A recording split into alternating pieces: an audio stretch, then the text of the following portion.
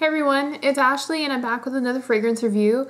And this time I'm going to be reviewing Avon's Step Into Sexy perfume. And I was inspired to review an Avon perfume from Pauline from the Perfume Podium. She had recently reviewed one of the Avon ones and we were discussing, you know, how we felt about the longevity and stuff. I'll get into that in a little bit, but we'll go ahead and talk about the perfume itself. So this one comes in a 1.7 ounce bottle, which is, you know, classic for most Avon fragrances. They usually are that size range. And normal price runs about $23 on these ones, but you can find them all over the internet, you know, for probably like $7 to $10 a bottle. So, you know, very reasonably priced. And this is in the Eau de Toilette concentration. So here's the bottle. It's got kind of a, you know, a rounded shape. It has a plastic cap on this one, so nothing too expensive feeling. I really feel like Avon's kind of downgraded, you know, some of their bottles, you know, recently along with the scents.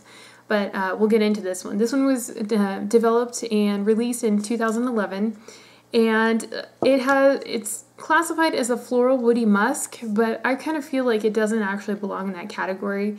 To me, it feels more fruity floral than it does floral woody musk, but I'll get into that as well.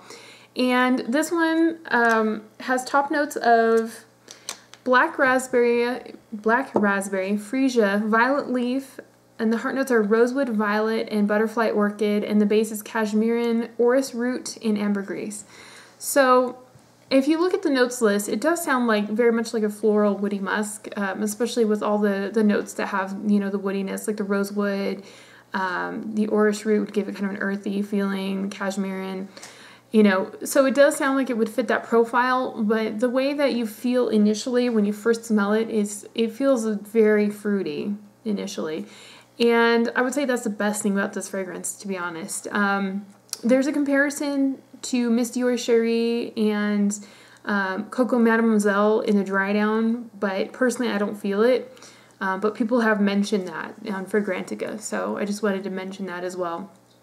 When you first smell it, it definitely has a lot of the raspberry notes in it. It's kind of a tanginess to it. You know, when you first spray it, it feels sort of like cool water almost, you know, with that, how cool water has that kind of melony tanginess.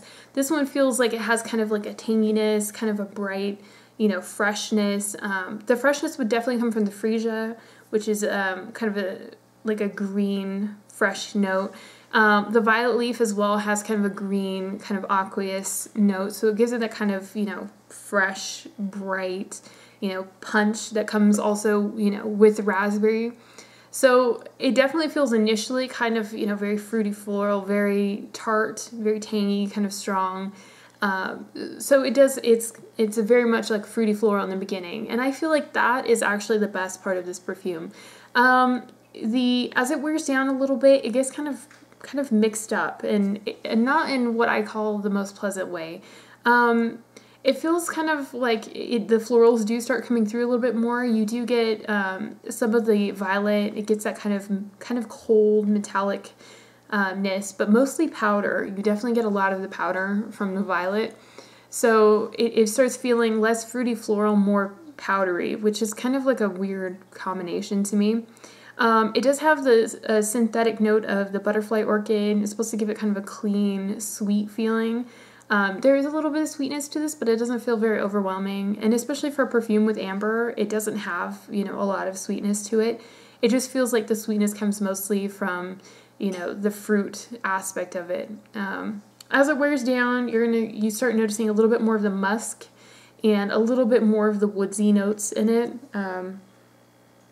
You know, it feels like just, you know, a vaguely sweet, musky, you know, slightly woodsy kind of scent. I know there's florals in it, but mostly it just feels powdery, and then the freshness that you get from freesia initially. The cashmerean is kind of an interesting note. That's something that in the base that they're using. It's more common with you know, newer fragrances. It's used. It's a synthetic note that's used to kind of mimic, you know, musky, woodsy amber type of feeling, and some people compare it to wet concrete as well. But in this one, it's not a significant player. I feel like if it's there, it's, you know, in the base, in the background, you know, very light. The orris root, which is iris, which is also in the base, does kind of give it a little bit of earthiness, but you know, this fragrance doesn't stick around long enough to actually really examine the notes. I feel like it's more initially the top notes, and it wears very quickly through the heart notes, and you're back into the base, which is kind of powdery and musky and a little woodsy in there.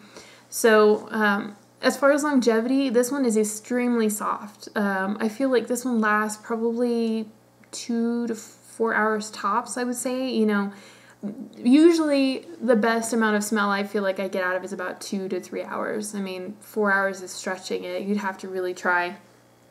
It, you know, it's there, but it's vague. So, you know, it's definitely very soft. The silage is also very soft. I feel like, you know, after the initial, you know, kind of tangy fruitiness wears off, you know, it's very difficult to smell. It feels like a skin scent, you know, almost, you know, within 15-20 minutes. So, you know, very, very soft. And that's actually, you know, part of what Pauline and I were discussing is that, you know, with Avon fragrances, you used to get kind of a wallop with them, you know, they used to be a lot, you know, higher quality feeling, and I feel like they've kind of deteriorated. You know, I have some vintage Avon scents, and those ones last, you know, I get at least a good 6 hours out of them, and this one, you know, and some of the other ones I've tried as well, you know, 3-4 hours tops. So, you know, I am quite disappointed with the longevity on this one. I don't think it's a bad scent. You know, I do think it's a little kind of a jumbly, you know, one. It does wear down to kind of a cozy scent, but it's not my favorite. You know, if you like a fruity floral that feels like a body spray, then I would say it would be a good one. But honestly, based on the longevity, I wouldn't recommend it. I think,